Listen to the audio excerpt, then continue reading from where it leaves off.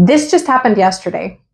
Honest to goodness, real conversation with my newly turned 18-year-old daughter, who is amazing. She is the best person ever. I love her, but she has something that she needs to get done. It's big. It's important. It's the kind of thing that has real consequences, monetarily and otherwise. I told her, I've reminded her, I've asked again and again and again for her to take care of it. And every single time she puts it off or decides it's not that urgent, it stays on my list. Not hers, mine. Because I'm the one that can't let it go. I'm the one that has to keep track of it, keep following up, keep managing the whole thing until it actually gets done. And while I'm carrying that one thing, there are 47 other things on that same list that she doesn't even know about. In fact, nobody even knows exist, because they live entirely in my head, in my planner, on my calendar, and on my radar. It's my life, managing and keeping track of not just myself, but everything and everyone around me. Sound familiar? I'm guessing it does, so stay and let's talk. Because what I just described has a name, and it's called the mental load, and it's something that you and I know a lot about. And understanding it might be the most important thing that you do for yourself this week. But first, I want to address the elephant in the room, because I know what you're thinking. I can hear it. Just stop doing it. Stop enabling them. Stop being a martyr. You made this bed. Put your foot down. Set limits. And look, I hear you. I hear that. But can we just sit for a moment with how easy that sounds versus how hard it actually is? Because you and me, because I know you get it since you're here watching this video, we're not even sure when or how we stepped into this role that we're carrying right now. I don't know about you, but I sure as heck never thought it was going to be this way. It wasn't a decision that I made one Tuesday morning. It just happened gradually over time, over years, until one day I looked up and I realized I was running the entire operation and nobody else even knew that the operation existed. And before anyone out there throws out some cliche about putting your foot down, let's talk about why this is a lot more complicated than that. Our mothers, our grandmothers, for the most part, had one job: run the house. That was it. It was a lot. They were busy. They worked hard. I'm not saying that what they had was easy. It was not. But then the world changed and we all went to work. We built careers and we raised a generation of kids whose schedules rival a CEO's calendar. Practices, games, tutoring, therapy, college prep, social lives that need managing, emotional lives that need tending. Our parents didn't deal with all of this. They led us to the door and out of it, and they said, be back by dark. But us?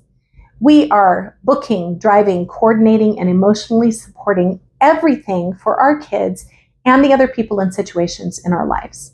So for us Gen X women who are told that we could have it all, the career, the family, everything, and at the same time, culturally, we as a people became the cult of serving our kids and their activities and their needs emotionally, physically, and socially. Nobody negotiated who was going to carry all of that load.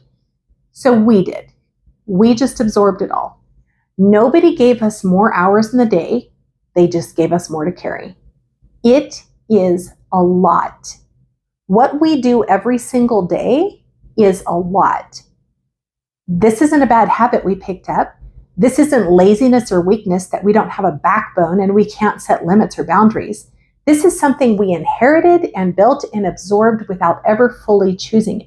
And that is worth acknowledging before we talk about what to do about it. So now that we've named what it actually is, let's talk about what it's doing to our bodies. Remember what we talked about in the last video?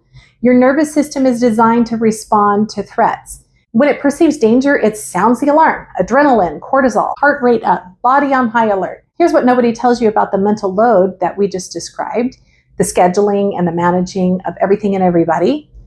Every single unfinished item on that list is registering in your nervous system as an open threat.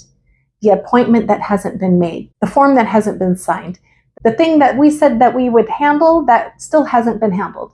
The conversation you need to have that you keep putting off. Every single one. Your nervous system doesn't know the difference between a physical threat and unresolved to-do item on a never-ending list.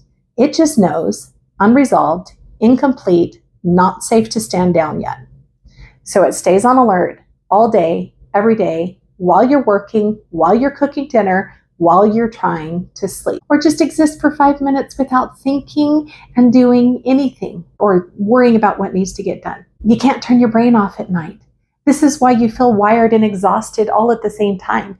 This is why you're depleted even on days when nothing particularly hard is happening or has happened. Even when you're supposedly relaxing, your nervous system has been running the mental load on high alert for years. That's not tiredness. That's not weakness. That's a system that has been running on emergency power for so long, it doesn't remember what normal feels like. And that changes everything about why simply getting more sleep or taking a bath or having a cup of tea or a glass of wine or reaching for another energy drink or eating a whole bag of cookies doesn't actually fix. You're not tired because you're not trying hard enough to rest. You're exhausted because your nervous system literally cannot stand down. There's always another open tab. So here's the part that I think is the deepest. At some point, and none of us can tell exactly when this happened, the mental load, all of that we've been carrying, stopped being something that we carried and started being something that we became. You are the one who remembers everything, right? You are the one who knows where everything is. You are the one who tracks the appointments and anticipates the needs and notices when something is about to fall apart before anyone even notices it, sees it, or cares about it. That's who you are. And on one level, that feels like a compliment because you're capable, you're reliable, you're the one everybody counts on. But underneath that, there's something that doesn't get talked about. We have built our entire identity around being the one who holds it all together. And now we don't know who we are without it. What happens if we put it all down? Who picks it up?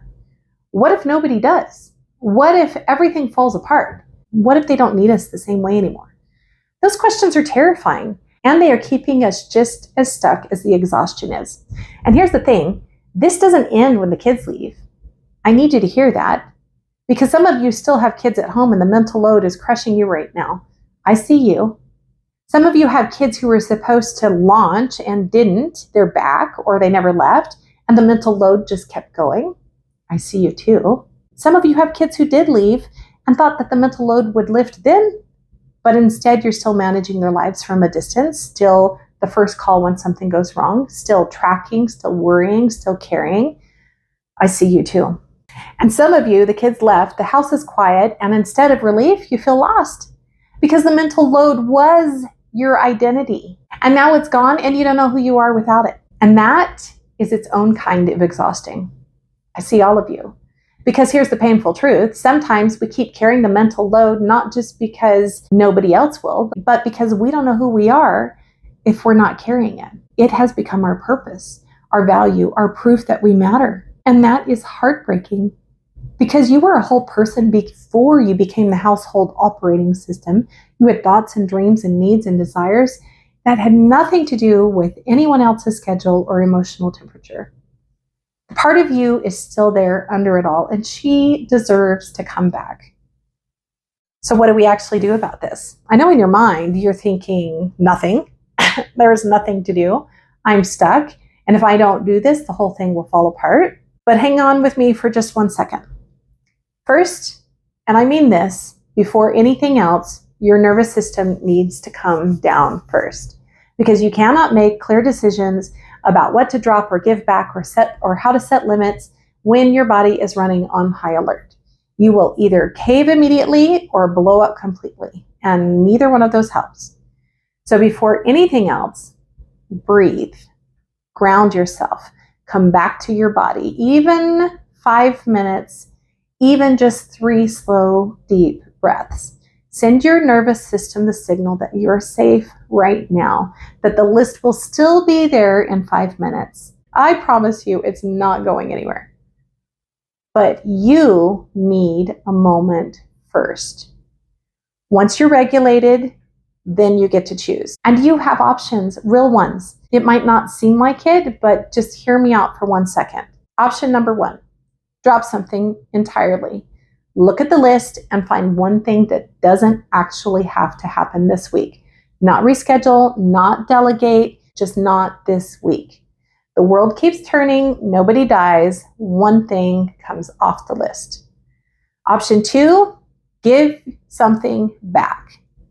Find one thing on your list that is genuinely someone else's responsibility that you have absorbed, and consciously give it back. Not in anger, not with a speech, just, this is not mine to carry anymore. Here you go. Option 3, set the limit. This is one of the hardest ones, and it's also one of the most powerful. And it goes like this. I tell you once, I remind you once, and after that, the consequences are yours, not mine. Now, I have to be honest with you about this third one because I've been working on this myself, and I will tell you, it gets messy before it gets better. And honestly, it can get downright ugly if you don't do it right. Because if you try to just go cold turkey and stop absorbing everyone's consequences, there will be fallout. Things will drop, appointments will be missed, forms won't get filled out. People will get annoyed or confused or suddenly helpless in ways that will make you absolutely crazy. And then every fiber of your being is going to want to dive in and catch it before it hits the ground. So don't do that. That's not what I'm advocating. Easier said than done, I know, because I do it too. And if you have a child with ADHD or anxiety or any other challenge that makes executive function genuinely hard, like I do, this is even more complicated. There's a difference between letting a neurotypical kid face natural consequences and watching a kid whose brain is wired differently struggle without support. That nuance is real and it matters, and you get to decide where that fine line is for your family. But what I'm proposing doesn't need to be drastic. Think of it like building a muscle. When you build a muscle, it's slow and it takes time. You don't start by dropping the heaviest thing on your list. You start small. You pick one thing, the smallest, least consequential thing, and you practice holding back on just that one thing. You let that one small ball drop, and you sit with the discomfort, and you don't lunge for it. And then you do it again the next week, and the next week after that. Because every time you practice, even imperfectly, that muscle gets a little stronger. The discomfort gets a little bit more familiar, and the guilt gets a little quieter. And your nervous system starts to learn that you are safe even when you're not catching everything. And here's something that's worth remembering. When you hold back, you're not just giving yourself relief or a break.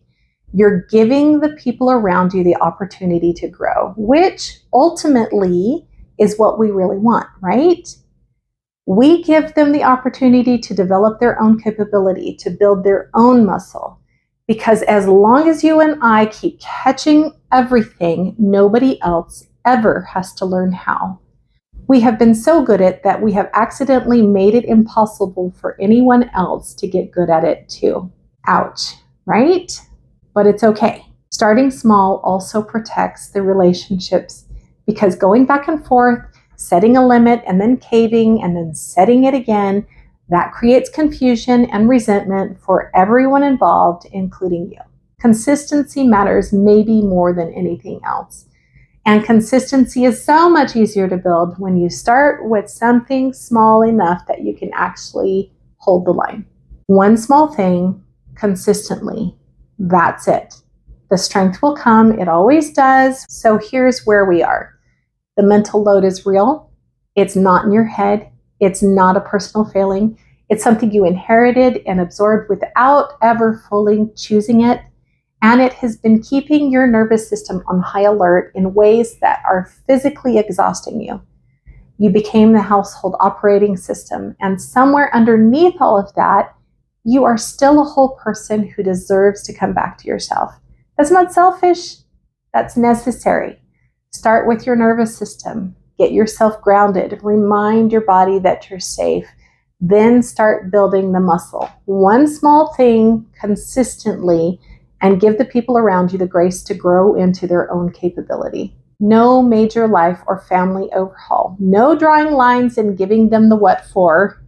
Just pick one thing to drop, one thing to give back, or one thing to set a limit on. This is video 4 in our survival mode series. If you missed any of the others, there are links at the end of this video and in the description below. I'd go back and start from the beginning so you can follow this complete process that I'm walking us through in getting out of survival mode and into joyful living. Make sure you subscribe and hit the bell, because next we're going to be going deeper into the thoughts and the stories that we tell ourselves that keep us stuck in survival mode. And if you're ready to start doing the actual work right now, to dig a little deeper, the journal that takes you step by step through this is called When Life Feels Like Too Much, and it's waiting for you at joyreturning.com. And while you're there, I also have tools that are specifically designed to help you with your nervous system. They're simple, intentional things that you can use when that spiral starts and you need to come back to yourself and get grounded. Before we go, please leave a comment. I really want to know, what is one thing that you're carrying right now that doesn't actually belong to you? I see you. I'm right here with you. I'm right in the middle of all of this, doing the work with you. See you soon.